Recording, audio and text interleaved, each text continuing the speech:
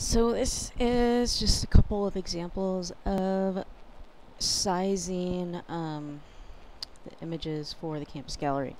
So in general, the images that have been submitted for the campus gallery are huge, which is awesome, better than being way too small, because we can always go down, but as far as quality is concerned, we can never go up. That said, things like image galleries and whatnot look a whole lot better when images that are submitted have a consistent ratio. And by that I mean how big the width is compared to the height. So in this case, we are sizing them to 800 by 600. And if they're portrait, then the opposite. And some of the pictures, I'd say like half the time, 40% of the time, they're in the right ratio. And so that's either multiplying the small edge by 1.33333 or multiplying the larger edge by 0.75. And then shrinking. So some of them are right on, but sometimes we do have to figure out what the actual proper length would be for one of the sides so that it's in the right ratio, so that we can get it to 800 by 600 without having to crop too much, because it gets harder to crop as the image gets smaller. You take more stuff away than on a bigger image, and so that it doesn't get warped. And I know a lot of folks are like, oh, I want my, my content management system to size it for me, which is all great and dandy, except that it too cannot defy the basic rules of, photography. So it'll do the same thing that we're doing, which is it's going to find one side and multiply it by a ratio based on that edge, and then it's going to crop it down so that it meets the size that you want. And when you do it that way and it's automated, you have a whole lot less control over what gets cropped. So let's not do that. Anyway, I've rambled enough. So this image I've already checked is not in the right ratio, but it is pretty typical of the other ratio that I've been mostly consistently finding in these pictures. So what I want to do is take I always defer to the smaller side. The reason being that, again, I can go down, but I can't go up. So in this case, smaller side is the height, and I know that I want my height to be 3/4 of my width for landscape oriented pictures anyway. So I'm going to multiply that by 1.333. So we'll just round up 2742. So I'm looking at this width, and I think it's fine if some stuff gets cut off, but generally I try to keep it center if I can. In this case, I'm going to go this way because I think we got a whole lot more repetitive content on the left. And I already forgot what the number is. Okay, 2742. Boom. Yeah. Okay, so that's step one.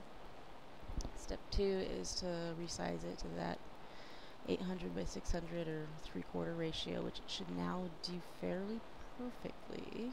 Image size 800 by 600. Whoop, yay.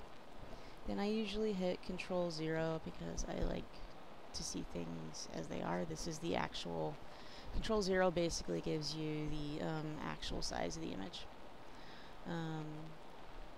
So now my last thing is that it's a high quality photo, which again is awesome, but not so awesome for the web. And in this case, since it's not a photography site or anything, we are doing just fine. cutting down that quality by quite a bit, actually.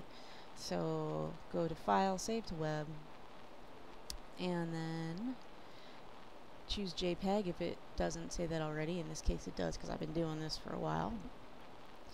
I've got my quality at 10. Another way to get that is here. If I pick JPEG low, that's what it's going to do. And it just, if you look down here from where you started, it shrinks the heck out of the image. The image was probably more like this before. And so it's saying that it's going to load in 37 seconds. And that it's 200 and something K, which is, God, just unnecessarily enormous. So, JPEG low, as soon as we do that, having already tested, knowing that we're fine with the way this looks as far as quality, it's now going to load 12 seconds, so much preferred. I've already got it where I want it to be, otherwise I would have, navigated to the folder where I want it to be. And I like to have a naming system so that I know which is my original enormous one, because you always want to keep a copy of the original in case you need to go back to where you started and size down again. And then just in case I'm using it more than one place, I like to give it something that means something to me. So in this case, I'm just going to add small web to the end. And so when I see that next to the other one, because I know me, I know that that means that I've sized it down for the online gallery. Name it however you want, just make it easy to know the difference between the original and the one that you actually want to put on the site. So save, and so that saved that. This is our original file, and so when I X out of here, you know it's the original file because it doesn't say small web up next to it. And so no, I'm not going to save the changes because I want a big picture still. So that is what you need to know about getting the campus gallery pictures to look uniform as you start doing this yourself. I know that I had mentioned doing batch stuff. And I have kind of decided that since we have this whole cropping decision thing that we can't automate, it's probably not going to lend itself to batching unless you change the order of your workflow so that you size them all to the right ratio and then have them all open and basically make the save for web something that you do as a bundle. And if you go on YouTube, there are fantastic tutorials about doing that are far better than anything I could ever do. But keywords are going to be